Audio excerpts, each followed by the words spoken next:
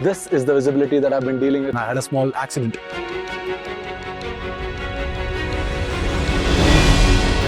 Mentally, I will always be here. What I am riding is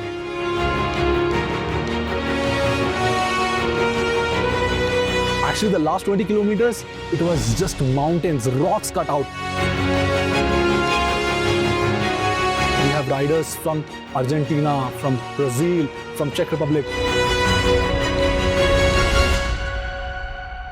At the briefing, I was told two things. First, once I'm done with the Royal Enfield Odyssey, no matter where I will be after I'm done with this, be it the office, be it a pub, be it the mall, mentally, I will always be here.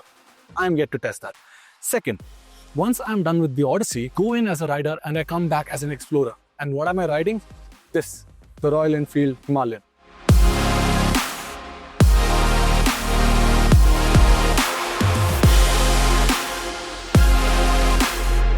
But this trip is not just work.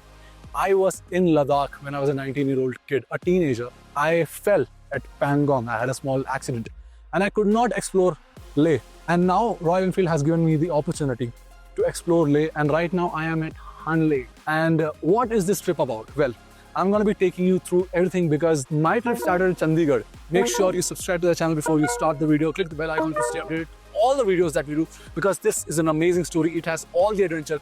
Welcome to Overdrive, ladies and gentlemen. This year is about the Royal Enfield Himalayan Odyssey 2025. Let's see what this one is all about.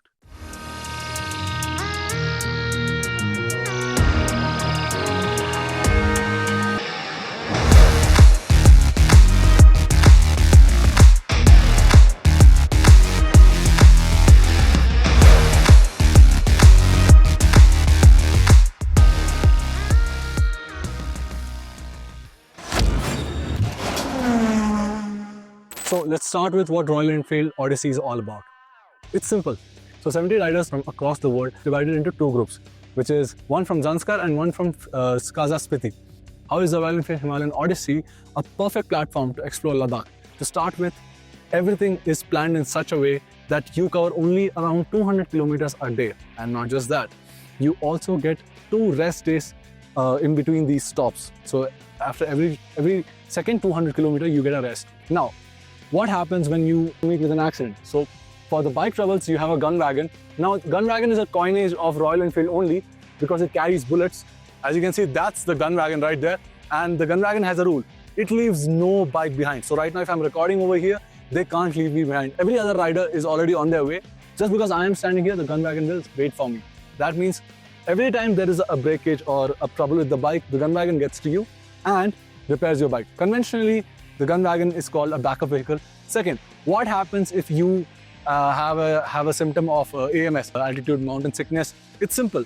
There is a doctor on board as well. So he will take care of you and he will assess your vitals and provide you with necessary medications.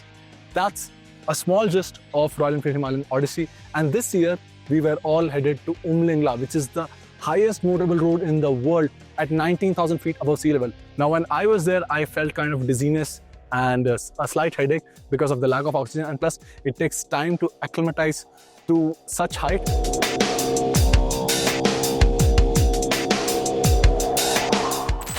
Okay, the first leg of the Himalayan Odyssey 2025 from Chandigarh to Narkanda, 175 kilometers, was pretty much excited from the get-go because it was drizzling initially and that was just 1/4 of the ride. But after that, it has been raining every now and then with varied intensity. But because of the rain, my riding gear, it's all wet. So wet socks, no problem. Wet boots, no problem. Wet riding pants, riding jacket, no problem. Even the wet bike, I don't mind it. What I do mind is this. This is the visibility that I've been dealing with for the past 2 hours. Now, what this means is that it actually kind of robs you of the experience of the Himalayan Odyssey. And it actually gets better? No, it doesn't. Rains have been predicted for today, tomorrow, and day after to the places where we are headed. So here's hoping that it gets better. Now, this is something that actually bogs me down a little. But apart from that, the roads have been wet because of the rain again. Traffic has been something to deal with because of visibility like this. You can't really anticipate what's coming, especially if it's a white car or a white sedan or a white bus. It creeps up to you just like an assassin.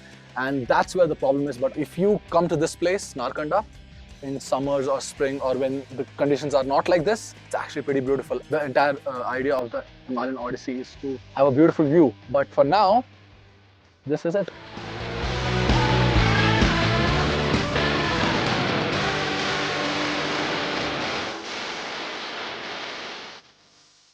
So today is the second day of the 2025 Himalayan Odyssey, and we are headed to Kalpa, which is just 60 kilometers away from where I am standing.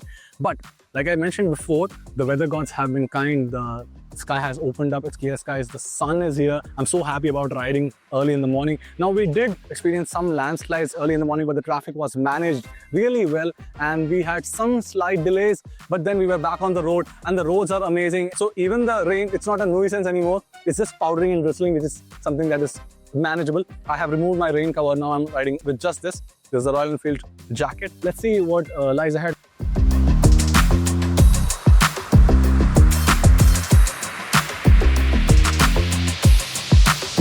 There's no vegetation, and if you see those veins on the mountains, they are streams that actually are formed naturally when this place snows and the snow melts. But right now I'm 100 kilometers away from Kaza, and let me tell you, the roads were amazing.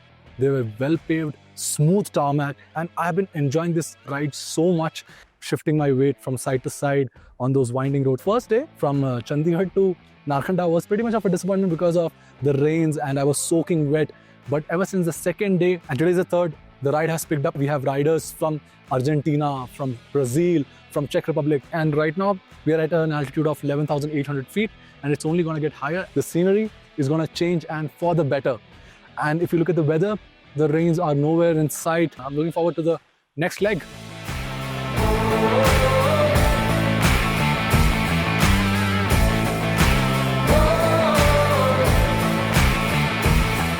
So today is the fourth day, and today is supposed to be the rest day at Kaza, so that we can all acclimatize and be prepared for the ride that is ahead, which is to Sarchu, then Leh, then Umlingla. But some riders decided to explore Kaza, and I was one of them. The first thing that we did, we went to Langza village, and that was around 17 kilometers ride from Kaza. It is a beautiful village with 2 monasteries and some cafes. We all had a hard stop over there. We discussed how the ride was because all the roads were well paved, no rough surfaces. We are yet to reach our final destination. I am more than excited. If you are someone who is into biking and you love mountains, I don't think pictures will do any justice to quench that thirst. You need to come here. Second, after the Langza village, we came to Komik, and Komik is the highest village which is near Kaza, and from there another 10 kilometers is the highest post office in the world. I have actually created a postcard myself. We will be visiting Key Monastery, which is again around 10 kilometers from Kaza.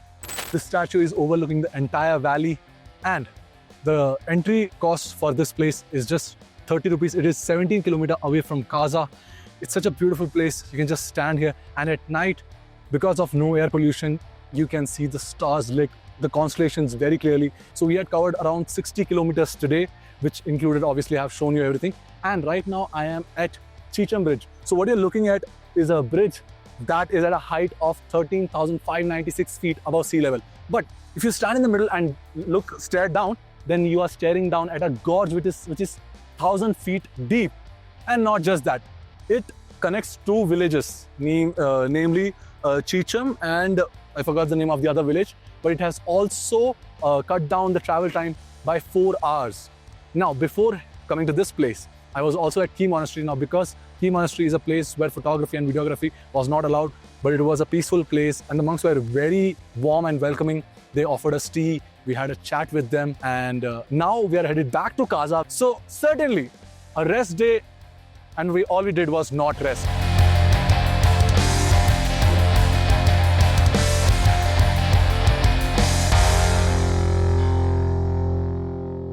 So day 5 of the Royal Enfield Himalayan Odyssey. Now we are headed towards Kelong, which is 190 kilometers from Kaza. The problem here is that the roads, there are no roads. Whatever that I'm riding on, it's basically these things. I'm riding on rocks, pebbles, gravel. It's just basically no roads. But that is where the fun begins, or maybe the entire place starts to test your skill as a rider, because riding off-road is very different than riding on-road because there is no traction. it's an apprehensive state where you might lose your front, it might wash out, or you might low side because there is no traction. So you have to be on your toes all the time. But then again, it's an engaging ride. That is what we are here for. Coming back, the Royal Enfield Himalayan.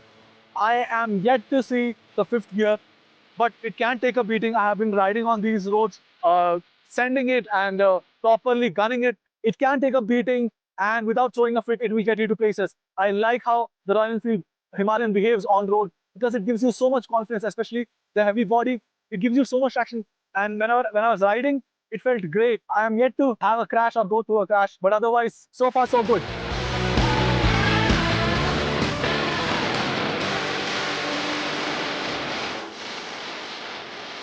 260 kilometers away from Leh. Right now we are in Serchu. The reason we are basically just resting over here is because we are trying to acclimatize. AMS, altitude mountain sickness, it does set in, and I myself am a victim of it. My symptoms are simple. I am not able to sleep. 2 days in Kaza, I did not sleep at all. And Kelong, I had a good night's sleep. We have a doctor who will be giving me medications if at all they are necessary, but I think I'm going to be alright without medications. The way from Kelong to Serchu, it was amazing. There were no broken roads, no off-road patches, plain beautiful tarmac, and it was all about racing those curves. On the other hand, the way from Kaza to Kelong, that was about from tracing those curves to brace yourself. It took everything from me with just 190 kilometers of distance, but my God, there were no roads. Actually, the last 20 kilometers, it was just mountains, rocks cut out, and that keeps you engaged. Your body wears out, your shoulders, your back, you're just engaged, you're trying to find traction. So that is where the body takes a beating. But I think from now on, it's pretty much smooth surfaces. But as you can see, the views, they are beautiful, they are breathtaking, they are stunning. I can find out multiple adjectives just to tell you how this feels, what it is. But trust me, you have to be here. Let's see how Leh pans out to be, because I am headed not just to Leh, but to Umlingla, which is at a height of 90,000 feet. And for reference, the base camp of Mount Everest is 17,000 feet.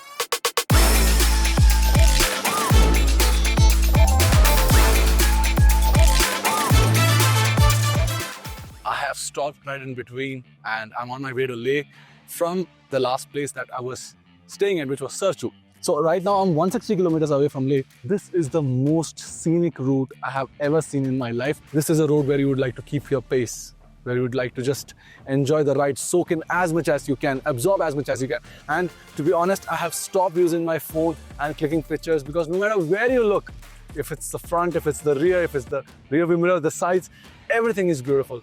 But yeah, headed to Leh, and we are right now about 15,000 feet above sea level, and we are yet to climb 4,000 feet more, which is 19,000 feet above sea level at Umlingla. But that's a long journey.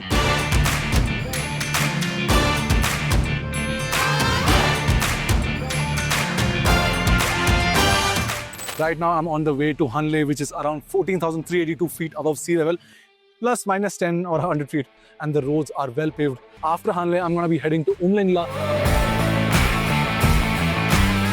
So we are finally at the highest motorable road in the world. This is the base camp of Mount Everest, and this has been an arduous journey from Kelong to Kaza, but then right now it's snowing as well, and I'm not able to breathe. But then here we are, 35 riders from Chandigarh, and now we're going to be heading back towards Zanskar.